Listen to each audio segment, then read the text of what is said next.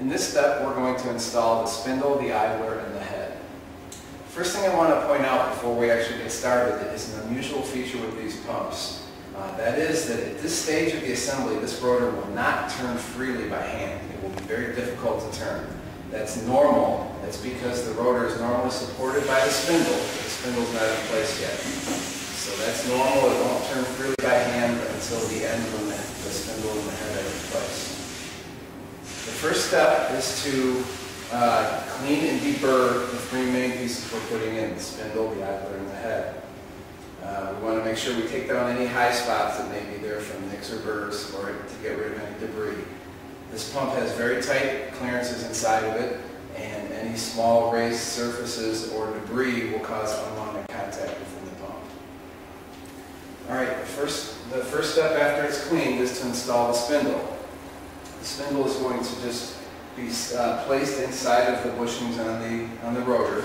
Be careful not to chip the carbon bushings on the rotor.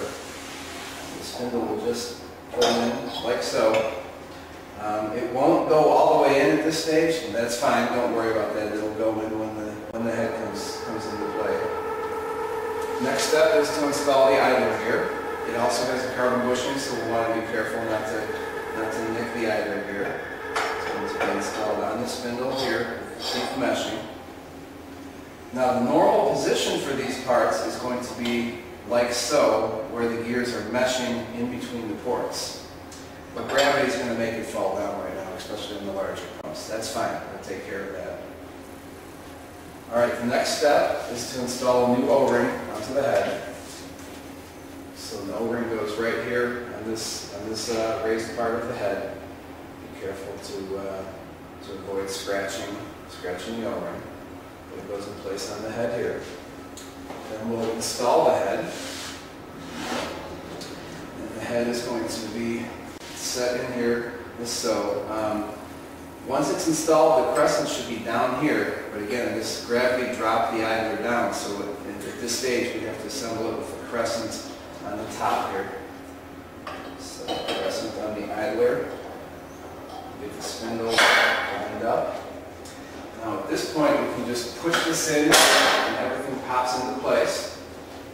Now we have to spin it because right now the gears are meshing down here at the bottom, so we need to spin this thing to bring the gear mesh to position in between the ports.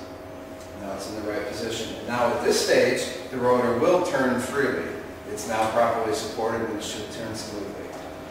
Let me show you an alternate method before we put the bolts in. There's an alternate method for putting these three components in.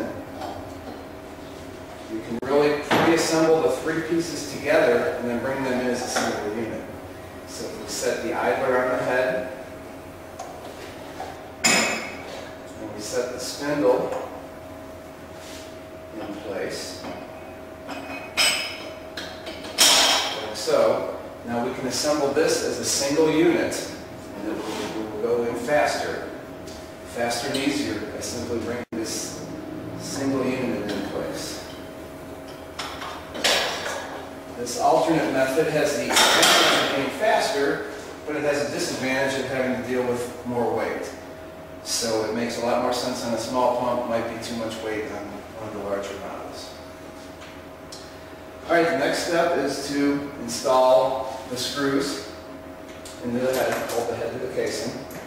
So we have 4 screws with washers here.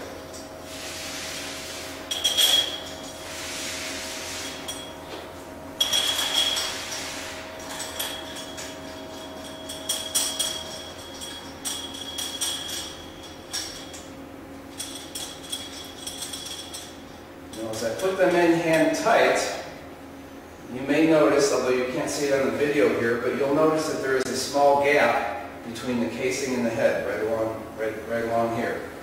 That's normal. That's another unique and, in fact, patented feature of this pump. When we are going to tighten these bolts, we'll close up that gap. That will push the spindle in, which actually stretches the canister. And that stretch in the canister pre-stresses the canister. That allows the canister to withstand fatigue loading much better. It improves the fatigue life of the canister. So this is another normal but perhaps surprising observation you may make. Now we can tighten the bolts.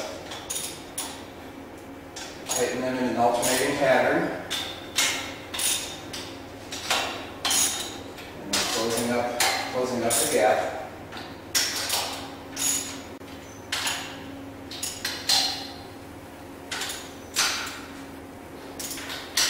The canister has now been stretched and pre-stressed. And the last step